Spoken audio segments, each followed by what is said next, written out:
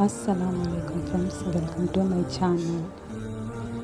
खाली बर्तन हमेशा गलाटा करते हैं। चूल्हे पर रखो तो अपनी भूख मिटा सकते हैं। दोनों को चोट लगती है, मगर दोनों समझकर चले तो हमदर्द बन सकते हैं।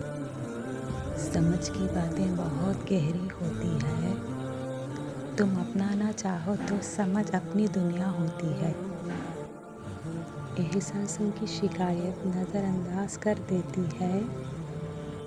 भुलाना नहीं था मुझको, ज़माने की आजमाइश देखना था मुझको। बातों का भूलना किसी चीज़ की निशानी नहीं, आगे ज़िंदगी जीना है, भूलना ही ज़रूरी है।